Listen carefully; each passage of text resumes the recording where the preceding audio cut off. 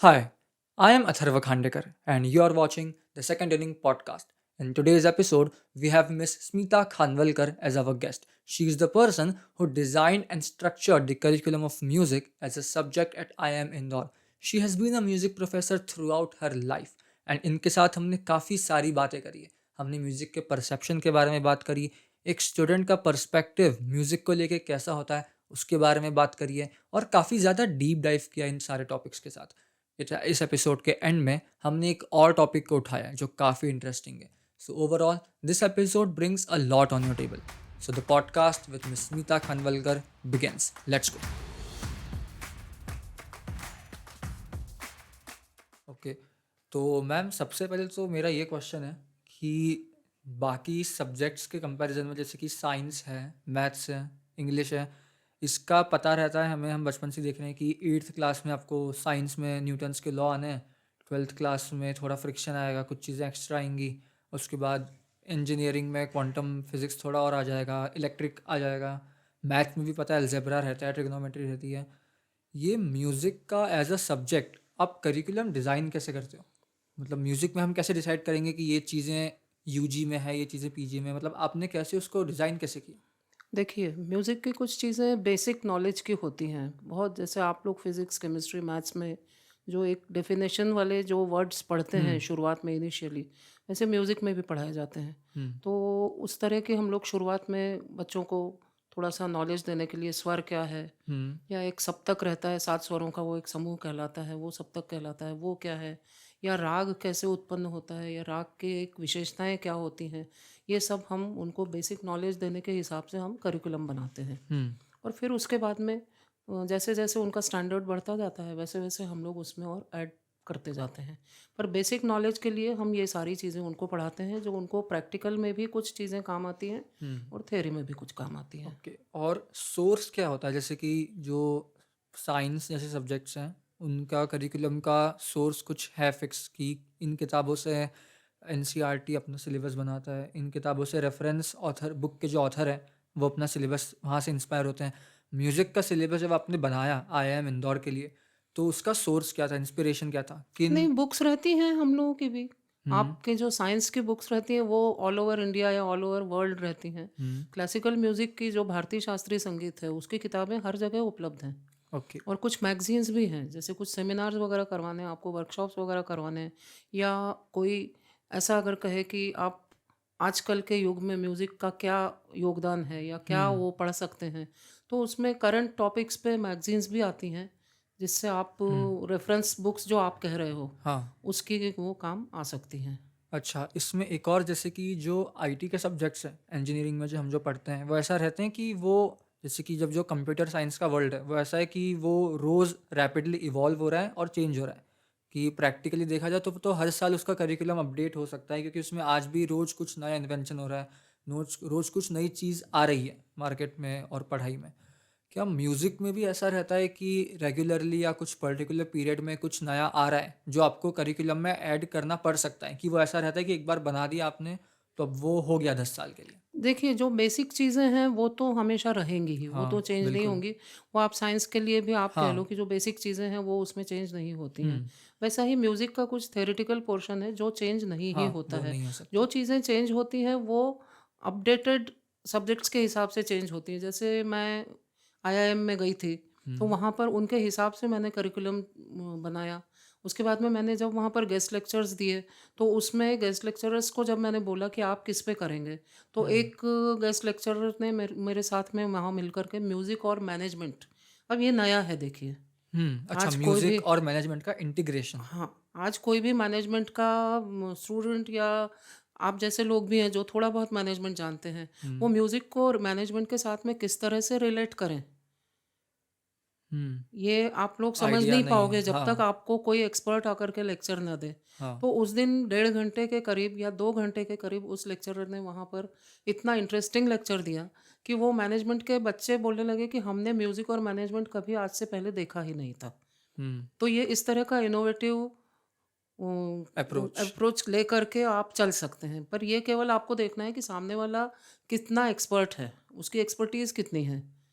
आप किसी को भी पकड़ करके लेकर के जाओ और बोलो कि आज आपको ये करना है, तो वो वैसा नहीं नहीं हो करेगा। सकता। पर वो उस समय प्रोफिशिएंट था वो लेक्चरर, तो उसने बहुत अच्छे से उसको कैरी किया। तो मैम आप एक ग्लिम्स या एक आइडिया या इंसाइट दे सकती हैं कि हमें मैनेजमेंट और म्यूजिक हाँ, के बिल्कुल मैं दे सकती हूँ, कॉम्बिनेशन मैं का। बिल्कुल दे सकती हूँ। जैसे मैनेजमेंट में क्या करते हैं आप?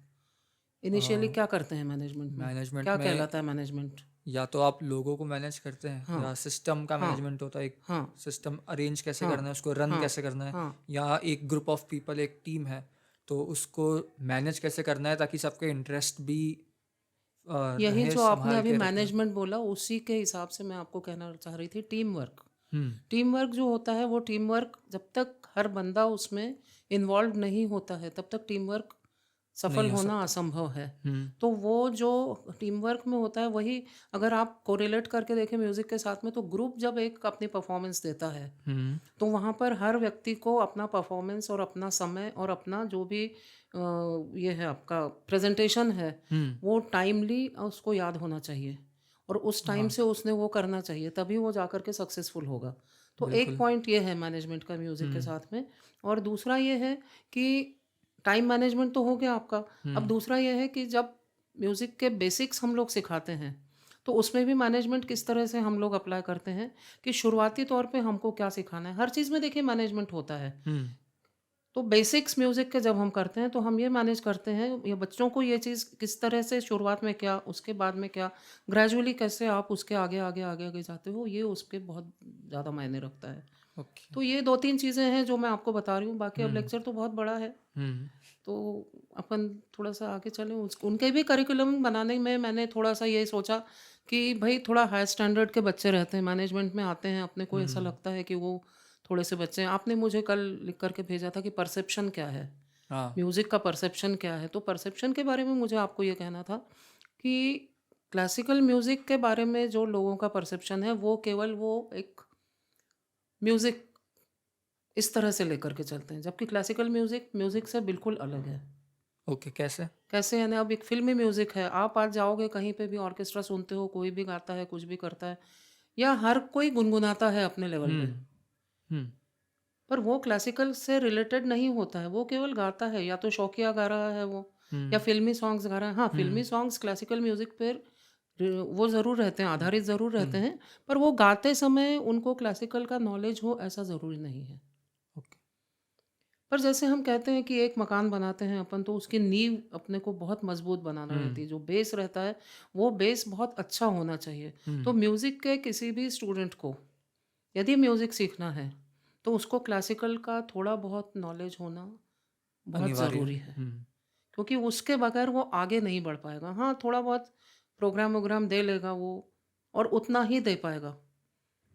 आज ओके। आप ऑर्केस्ट्रा सुनते हैं कहीं, तो वहाँ हम्म। पर वो क्या करते हैं, जो भी फेमस गाने वाले होते हैं या गाने हम्म। वाली मतलब गाने वाली जो गायिकाएँ होती हैं, उन्हीं के वो गीत गाते हैं। उनका खुद हम्म। का कुछ भी ऐसा इंडिविजुअल ऐसा कुछ भी नहीं रहता पर्टिकुलर। पर बिल्कुल। आपने यदि क्लासिकल म्यूज़िक का नॉलेज ले लिया, तो आप एज़ अ कंपोज़र भी एक करियर बना ले सकते हैं। सकते हैं आप उसमें। यानी एक बार आपने म्यूज़िक सीख लिया, हम्म। तो आपको वो भी आने लगता है कि क्लासिकल म्यूज़िक यदि आपने सीखा है, तो एज़ अ कंपोज़र आप क्या योगदान दे सकते हो, वो भी रहता है। हम्म। करियर के मामले में जो चीज़ें होती हैं अपनी, कि आप म्यूज़िक सीख कर के क्या करोगे? हाँ। क्या करोगे? तो म्यूज़िक सीख कर के आप परफ़ॉर्मर बन सकते हैं, एक टीचर बन सकते हैं, एक कंपोज़र बन सकते हैं, एक जो म्यूज़िक का कंपेयरिंग करते हैं लोग, हम्म। म्यूज़िक के प्रोग्राम्स की। हाँ। आपको नॉलेज होना ज़रूरी है म्यूज़िक का, उसके बिना आप कंपेयरिंग नहीं नहीं कर करेंगे, सकते। आप केवल तारीफ़ कर दोगे, अरे वाह! बहुत अच्छा गाया। पर जो हम्म। श्रोता वर्ग आता है वो आज बुद्धिमान है खूब, उसको मालूम है ओके।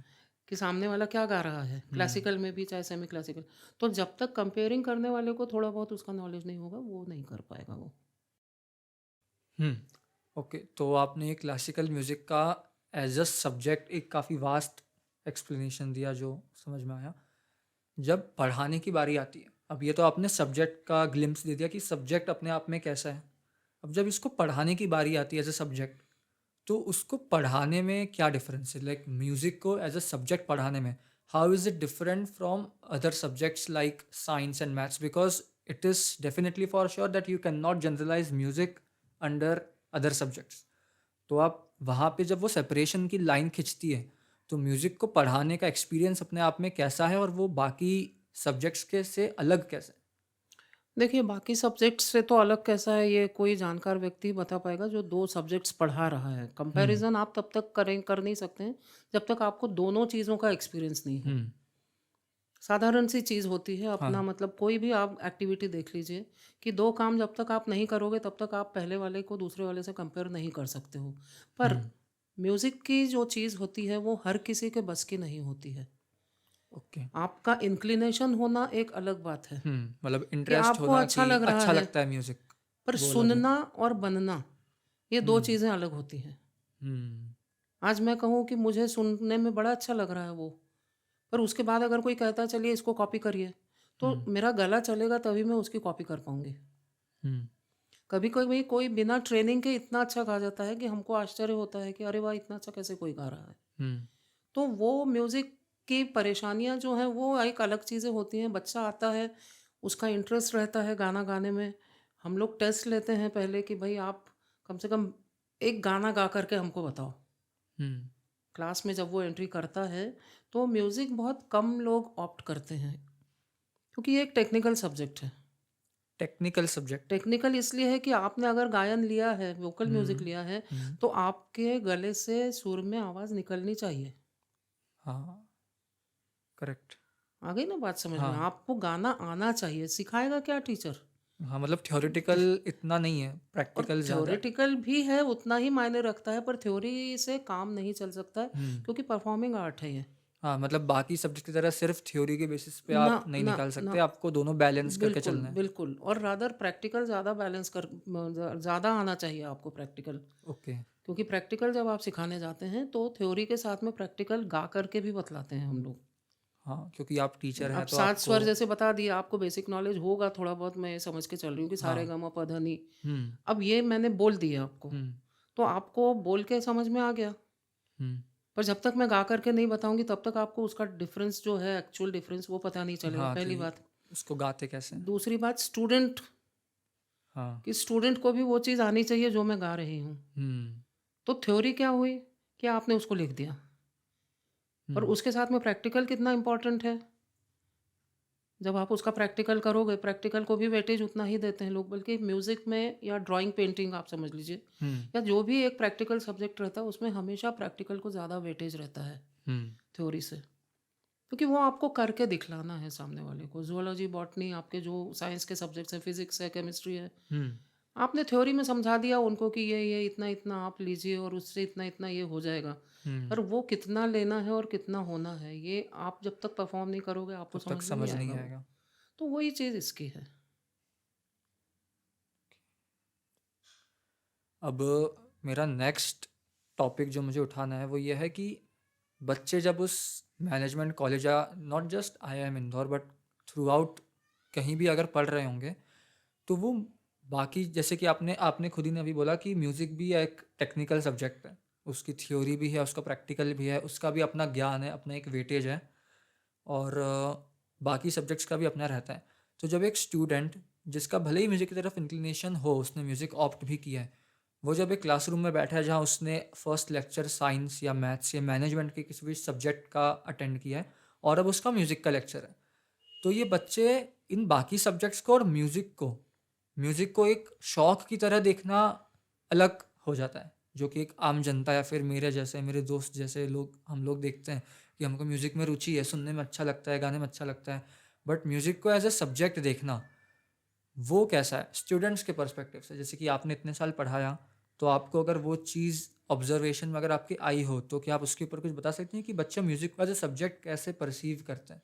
क्या वो देखिए, उसको एज अ शौक के तौर पर ही देखते हैं एंड तक कि उस नज़रिए में कुछ फ़र्क आता है, बदलाव आता है?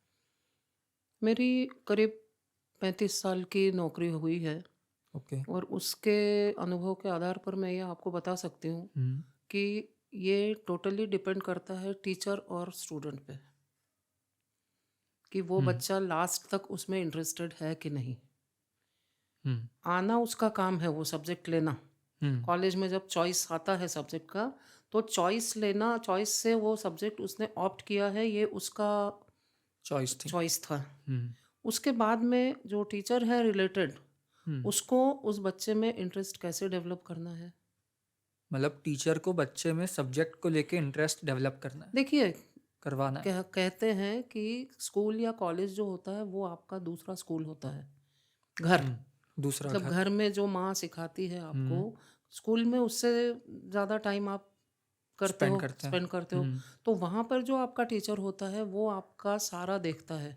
हम्म एक आपका व्यक्तित्व जो कहलाता है, हम्म पर्सनैलिटी जो कहलाती है वो भी, आपका इंक्लिनेशन भी, आपका इंटरेस्ट भी, ये सारी चीज़ें कॉलेज में या स्कूल में आकर के टीचर देखता है और उस तरह से वो उसको आगे बढ़ाने की कोशिश करता है। हम्म तो बच्चा जब क्लास में डे 1 आता है, जैसा कि आपने मेरे को अभी बोला कि डे 1 हम्म आता है बाकी सारे सब्जेक्ट्स ये करके, सीख करके, हम्म तो उस समय ये म्यूज़िक का जो टीचर रहता है ये उसकी ज़िम्मेदारी है कि स्टूडेंट को वो अपनी तरफ इंक्लिन कैसे करे, ओके। आकृष्ट कैसे करे वो अपनी हम्म तरफ। उसके लिए टीचर के अंदर ये एबिलिटी होनी चाहिए कि हम्म डे 1 जब बच्चा क्लास में आए उस समय वो उस बच्चे को इस तरह से हैंडल करे कि उसका उस सब्जेक्ट में सब एक इंटरेस्ट डेवलप हो।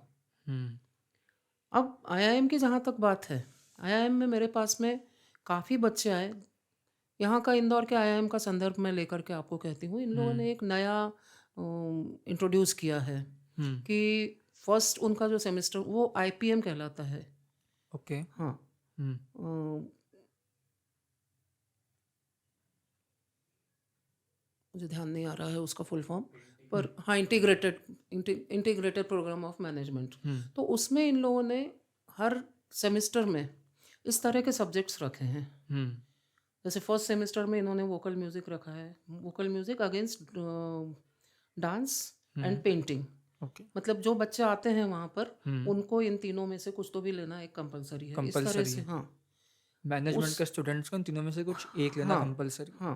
ओके। अब वो उन्होंने क्यों इंट्रोड्यूस किया, जब मैंने करिकुलम वहाँ का बनाया, हम्म ये मैं मेरा एक्सपीरियंस बतला रही हूँ हम्म आपको। तो मैंने उनसे पूछा कि मैनेजमेंट के बच्चों को ये सारी चीज़ें बताने का या ये सारी चीज़ें सिखाने का आपका क्या क्या मोटो पर्पस है? है? क्यों आप ये कर रहे हैं? तो वो उन्होंने मुझे ये बोला कि बच्चे जब छोटे रहते हैं तब पेरेंट्स उनको एक्स्ट्रा करिकुलर एक्टिविटीज़ में इन्हीं सब में भेजते हैं। ड्राइंग, पेंटिंग है हम्म या डांस है या म्यूज़िक है, हाँ ये एक्टिविटीज़ बच्चा करता है। फिर जैसे-जैसे वो टेक्निकल एजुकेशन लेने लगता है आगे जा कर के, हाँ तो उसका ये सब छूट जाता है, पीछे क्योंकि छूट उसको जाता है। बच्चे मतलब पेरेंट्स ही उसको बोलते हैं कि हम्म अब तू अपनी पढ़ाई में ध्यान लगा, ये सब छोड़। हम्म तो वो बच्चा जब आता है मैनेजमेंट की क्लास में, हम्म मतलब 10th करके, हम्म यहाँ पर इंटीग्रेटेड प्रोग्राम 10th के बाद है, 12th के बाद नहीं है। ओके। तो वो जब आता है वहाँ पर, तो वहाँ पर उसको वो जो अपना पिछला शौक जो रहता है, जो आप अभी शौकिया, हम्म आपने अभी संदर्भ दिया था मुझे कि हाँ। शौकिया भी लेते हैं बच्चे, हम्म तो वो जो शौक वहाँ पूरे करके नहीं आ पाते हैं, हम्म उनका बीच में ही वो चीज़ छूट जाती है, तो वो यहाँ आकर के उसको लेते कंप्लीट हैं और करते फिर हैं। इसको उसको वो फ्लरिश करने की कोशिश करते हैं। तो इस तरह से क्या होता है कि कुछ बच्चे हम लोगों को बहुत अच्छे मिलते हैं। इवन मतलब मैं गवर्नमेंट कॉलेज में इतने साल सिखा चुकी हूँ। हम्म मेरे कॉलेज में जहाँ एज अ सब्जेक्ट म्यूज़िक पढ़ाया जाता था, उससे कहीं बेहतर कुछ बच्चे मुझे मैनेजमेंट कॉल उसमें मिले आईआईएम में। जहाँ उनका ऑप्शनल सब्जेक्ट था म्यूजिक। और वो पता था उनको कि उनको केवल 6 महीने ही सीखना है। ओके। स्टिल उनकी स्टिल। उसमें इतनी रुचि थी। हुँ। और मतलब उनका रिस्पॉन्स क्लास में, उनका पार्टिसिपेशन क्लास में, उनका जो मैं एक टेस्ट वेस्ट जो भी लेती थी मैं उनका टर्म ख़त्म हम्म होने के बाद में, इतना बढ़िया रहता था उनका कि मुझे कभी-कभी उन बच्चों के लिए ये सोचना पड़ता था कि मैं मार्क्स कहाँ काटूँ इनके। इतना अच्छा था। तो हम्म ये थोड़ा-सा शौक जो उनका रहता है वो आगे जा कर के बना रहे, इसके लिए इन्होंने कोशिश की, जो कि बहुत अच्छी थी। और मैंने डे 1 उनको बोल दिया था कि मैं क्लासिकल म्यूज़िक ही पढ़ाऊँगी। हम्म यहाँ अब क्लासिकल म्यूज़िक की बात आती है कि ऐसा क्यों? हम्म क्योंकि क्लासिकल म्यूज़िक एक बेस है। वो आप आपको ज़रूरी है। इंग्लिश में जब आप कुछ भी सीखना शुरू करते हैं तो सबसे पहले जैसे एबीसीडी सीखते हैं, हम्म वैसे म्यूज़िक किसी भी तरह का हो, जब आप सीखना शुरू करते हैं तो उसमें ये 7 स्वरों का नॉलेज आपको होना बहुत ज़रूरी है। ओके मैम, तो ये थ्रू आउट आईआईएम की इस प्रोग्राम में जब आपने अलग अलग बच्चे आपसे मिले, तो आपको क्या पर्सनली ऐसे कुछ स्टूडेंट्स या ऐसा कोई स्टूडेंट मिला जिसने एज यूजुअल, जैसे आपने बताया कि वो ऑप्शनल में चूज़ करते हैं म्यूज़िक एज ए सब्जेक्ट, तो उन्होंने म्यूज़िक का जो सब्जेक्ट चूज़ किया, बट उसमें इंडल्ज वो आगे होते गए और फिर 6 महीने के बाद भी उन्होंने उसको कंटिन्यू किया और म्यूज़िक को अपनी लाइफ का एक पार्ट बनाए रखा? क्या आपको ऐसे कोई स्टूडेंट्स मिले? देखिए, प्रेफ़रेंस तो उनका मैनेजमेंट ही है। हम्म इसलिए ये थोड़ा-सा मुझे मतलब वो नहीं लगता है, उचित नहीं लगता है कि वो इधर ध्यान दें। हम्म क्योंकि प्रोफ़ेशन वाइज़ उनको आगे किधर जाना है? मैनेजमेंट। हम्म अगर उनको म्यूज़िक इंटरेस्ट रहता तो वो मैनेजमेंट में नहीं ही आते, क्योंकि हम्म टोटल उनका ध्यान उधर ही रहता। हम्म तो पर मुझे ये अच्छा लगा सुन कर के या देख कर के कि कम से कम एक बच्चा जिसका बचपन से वो इंटरेस्ट था वो उसमें अपना कुछ डेवलप कर पाया। दूसरा ये कि मेरा फीडबैक वहाँ पर बच्चों ने इतना अच्छा दिया कि मुझे आगे उन्होंने कंटिन्यू किया। हम्म करीब 5 साल तक मैंने वहाँ पर क्लासेस ली। तो मैं अच्छा। एक सैटिस्फाइड सोल हूँ। मुझे हम्म एक मतलब उनको पढ़ा कर के एक ये सैटिस्फैक्शन हुआ कि कम से कम चलिए मैं उनके कसौटी पर खरी उतर पाई हम्म और जो भी मैंने किया वो। पर कुछ बच्चे बाद में भी काफ़ी मेरे साथ में संपर्क में रहे और उन्होंने मुझे ये भी बोला कि मैडम हम अब आगे इसका मतलब कम से कम टच में रहेंगे, बाकी हम्म हम कुछ करें या ना करें। मतलब काफ़ी बच्चे ऐसे भी थे जो इंस्ट्रूमेंट्स भी बजाते थे, वेस्टर्न इंस्ट्रूमेंट्स या ओके। इंडियन क्लासिकल म्यूज़िक के इंस्ट्रूमेंट्स। हम्म वायलिन है या तबला है या वो आपका कॉन्गो जो रहता है वो, हम्म या गिटार। मतलब हम्म हम लोगों ने उस टर्म के रहते क्लासिकल और इसके प्रोग्राम्स भी हमने आईआईएम में दिए। ओके। तो उन बच्चों को साथ में लेकर के मैंने वहाँ पर हम्म वो मतलब प्रोग्राम भी किया। कुछ मेरे स्टूडेंट्स थे तो उनके साथ भी किया। तो ऐसा कुल मिला कर के हमने एक एक सक्सेसफुल मतलब मेरा टेन्योर वहाँ पर रहा और मुझे एक सेटिस्फेक्शन है कि जो भी मैंने किया वो अच्छे से ही किया वहाँ पर। ओके। अब हम टॉपिक को थोड़ा डाइवर्ट करेंगे, ओके। म्यूज़िक से लेके थोड़ा एक दूसरे टेंजेंट पे लेंगे। जो एक पेरेंट और चाइल्ड का रिलेशन होता है वो लाइफ की अलग अलग एज स्टेज पे है, कैसे वो इक्वेशन चेंज होती है। जैसे कि जब हम लोग, जैसे जो मेरी जनरेशन है 20-25 साल के जो एज ग्रुप होगा, हम लोग 20-25 के बीच के होंगे तो हमारे पेरेंट्स 30 to 40 50 के अराउंड है। फिर मान लीजिए बच्चे की उम्र 30-40 के आसपास हो जाती है तो पेरेंट्स 60-70 हो जाते हैं। फिर जब बच्चे की उम्र 50-60 ऐसी हो जाती है देन पेरेंट्स 75+, 85+ ऐसे हो जाते हैं। तो जब वो यंग एज से एडल्ट लाइफ में जाता है चाइल्ड, और उसका पेरेंट अभी भी एग्जिस्ट कर रहे हैं, तो वो जो इक्वेशन है जो बचपन में हमारी अपने पेरेंट्स के साथ थी और अब जब हम एडल्ट हो गए 50-60+ हो गए तब जाके हमारे पेरेंट के साथ वो रिलेशन वो कैसा है, लाइक वो वैसा ही रहता है, कुछ क्या बदलता है उसमें, वो इक्वेशन कैसी रहती है। ये चेंज तो होती है बेटा, हाँ, उसमें क्योंकि क्या छोटा होता है। रहता है बच्चा तब तक उसने कोई दुनिया देखी हुई नहीं रहती है, हम्म तो उसकी दुनिया क्या होती है? उसके पेरेंट्स और पेरेंट्स उसके रहते हैं आसपास का। केवल बस। हम्म तो सबसे ज़्यादा इम्पैक्ट पेरेंट्स का बच्चे के ऊपर तभी पड़ता है। हम्म बच्चा जैसे जैसे एडल्ट होने लगता है तो आप लोग अदरवाइज नहीं लीजिए, आप उसी उम्र के हो, हम्म तो एक डिस्टेंसिंग इस तरह की आ जाती है कि जब पेरेंट्स अपने को थोड़ा सा समझाने लगते हैं हम्म तो अपने को लगता है अरे यार ये सब क्या है, हमको भी ये चीज़ समझ में आती है और आती है। हम्म ये मैं नहीं कह रही हूँ कि प्रिजुड्यूस होकर के मैं नहीं बोल रही हूँ, हाँ। वो आती हैं चीज़ें। पर क्या होता है, एक अनुभव की बात होती है कि पेरेंट्स ने जो चोट खाई हुई रहती है वो अपने को बच्चे को मिले ये उनकी बिल्कुल इच्छा नहीं रहती, हम्म इसलिए वो आपको आगाह करना चाहते हैं। हम्म अब आप आगाह हो रहे हैं या नहीं हो रहे हैं ये आपका है, जो भी विचार है। हम्म उसके बाद में जब उसके आगे की स्टेज आती है, हम्म मतलब बच्चा जब 40s में आ जाता है, तो उस समय उसको थोड़ा सा ये रियलाइज़ होने लगता है कि अरे अपने पेरेंट्स ने जो अपने को कहा था वो सच हो रहा है। सही था। सही था। तो वो थोड़ा सा इंक्लाइन होने लगता है पेरेंट्स की तरफ, जिससे भी वो वापस मतलब जो डाइवर्जन जिससे 20 के हाँ, बाद हुआ था हाँ, वो वो वापस इस साइड 20 में इंक्लाइन होने लगता है। 25 से लेकर के 35 की एज में वो बच्चा थोड़ा-सा उनसे ऐसा रहता है कि थोड़ा दूर। मेरा, हाँ, मेरा जो है वो सही है। हम्म आपको कई-कई घरों में मैंने ये भी सुना है कि आपको नहीं समझ में आता मम्मी, ऐसी वाली जो होती हैं संवाद, और हम्म जो कि नेचुरल है। नेक्स्ट जनरेशन का गैप जो होता है वो वही रहता है, हम्म मायने वही रखता है, तो उसमें कोई गलत बात नहीं है, पर ये है। उसके बाद में जब थोड़ा-सा 45 के करीब आ जाता है हम्म बेटा या बेटी जो भी है, हम्म तो उस समय फिर अपने पेरेंट्स का जो भी कुछ होता है वो उसको सही समझ में आने लगता है फिर वो लगने लगता है कि कि ये जो बोल रहे थे हाँ, वो सही है। उसका क्या है, उसका कारण ये है कि बच्चा खुद अब उनके हाँ। रोल में आने लगा है। हम्म शादी हो जाती है बच्चे की, धीरे-धीरे उसके भी बच्चे होते हैं, तो हम्म उसको खुद को पेरेंट कैसा कर होना है, पेरेंटिंग कैसे करनी है बच्चे की, हम्म वो चीज़ समझ में तो वो आने सब लगती है। याद आने लगता वो है सब पहले याद का आने जो लगता उन्होंने है बोला कि था। हाँ, ये अपने को उन्होंने बोला था। फिर वो बच्चा कहना नहीं मानता है, तो ये समझ में आता है कि अपन भी किसी समय ऐसे ही थे। हम्म तो फिर अपन थोड़े से थोड़ा झुकाव अपना पेरेंट्स की तरफ होने बढ़ लगता जाता है। और उसके बाद में अगर बहुत सेंसिबल और सिंसियर बच्चा है, तो जब वो 60 साल का होता है, आज मैं हूँ जैसे 60 साल की हो गई हूँ, मेरी माँ मेरे साथ रहती हैं, 85 साल की हैं, तो उनको जब मैं कुछ भी करने जाती हूँ या कुछ भी मैं उनसे कन्वर्स करने जाती हूँ, तो मैं ये ध्यान रखती हूँ कि उनको हर्ट नहीं होनी चाहिए वो बात, ओके। क्योंकि अब हमारा टाइम है उनको सर्व करने का। जब मतलब हम रोल छोटे सब थे, स्विच हो गया। हाँ, जब हम छोटे थे तब उन्होंने हमारा क्या क्या किया, वो सब अब हमको दिखता है। हम उतना तो नहीं कर पा रहे हैं, पर फिर भी जो भी करना चाहते हैं वो हम कर रहे हैं उनके साथ में। तो ये इस तरह से लाइफ की साइकिल चलती जाती है। अच्छा, जैसे पेरेंट्स जब बच्चा अपनी यंग एज और इसमें होता है, वैसे में उस टाइम में जब जैसे पेरेंट्स अपने आप को एक स्ट्रॉन्ग एंटिटी बना के अपने बच्चे के सामने प्रेजेंट करते हैं कि उसके सामने स्ट्रॉन्ग रहते हैं, एकदम ही ऐसे कॉन्फिडेंट और कि नॉन मूवेबल। तो जब एज आगे बढ़ती है, जब पेरेंट्स की एज ज़्यादा हो जाती है 80+, 85+, तो क्या वो चीज़ कम हो जाती है, डिग्रेड हो जाती है, कि फिर वो सॉफ्ट हो जाते हैं, ये देखिए, कि मतलब या क्या वो उस चीज़ को शो होने देते हैं कि वो सॉफ्ट हो रहे हैं, ये क्योंकि इंडिविजुअल पर डिपेंड करता है। ओके आप ये बिल्कुल जिसको कहते हैं कि एक ही लाठी से जनरलाइज नहीं कर सबको सकते। नहीं आप हाँक सकते हो। इंडिविजुअल नेचर रहता है ये। कोई कोई तब भी बहुत ज़्यादा ऐसा रहता है रिजिड, कि जो मैंने कहा वो वैसा ही, वो उतना ही, ये सब। और कुछ पेरेंट्स रहते हैं जो कह देते हैं कि चलो ठीक है, तुम लोगों को जैसा करना हो वैसा करो। तो ये तो इंडिविजुअल है, इसमें मैं सबको जनरलाइज करके नहीं बता सकती हूँ। ओके मतलब आप मेरे बारे में पूछो तो मैं मेरा बता दूंगी, पर वो सबको प्रतिनिधित्व नहीं करेगा, वो हाँ, रिप्रेजेंट रिलेटेबल सारी नहीं होगा। ना सारे, मतलब एक पूरी जनरेशन को वो रिप्रेजेंट नहीं कर सकता। ओके, सबका अपना अलग अलग होता सबका है। अपना अलग अलग होता है। नाइस।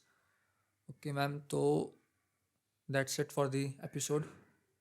इस एपिसोड में आपसे अलग अलग टॉपिक्स पे बात करके काफ़ी अच्छा लगा, हमने काफ़ी चीज़ें कवर करी, और वी विल होप कि आपको एक और बार इनवाइट करें और हम और कुछ अलग डायमेंशंस के टॉपिक को लें और बात करें। मैं अपनी सफलता उसी में मानती हूँ कि आप मुझे दूसरी बार जब इनवाइट करें तो फिर से मैं बोल सकूँ। नहीं, और बिल्कुल। बस आप लोग जैसे यंग लोग अच्छे ये हैं, बिल्कुल जिसको कहते हैं विस्फोटक व्यक्तित्व, बिल्कुल तो वैसा बना रहे। आपको ऑल द बेस्ट, कैसा आपके इनको मित्र को भी ऑल द बेस्ट जिन्होंने आज काम किया अपना। कैसा लगा आपको मुझे पॉडकास्ट में बहुत आज? अच्छा लगा, मुझे बहुत कैसा अच्छा लगा। एक्सपीरियंस कैसा था, नहीं, अलग? अनुभव तो खूब अच्छा रहा। किसी से कुछ अपनी शेयर करने की बातें रहती हैं तो अच्छा ही लगता है। और दूसरा ये कि जब हम भले बूढ़े हो गए हों पर यंग जनरेशन के साथ बात करते हैं तो हम लोग को अच्छा ही लगता है। उनके बिल्कुल। भी व्यूज़ हमको सुनने को मिलते हैं तो हमको अच्छा लगता है।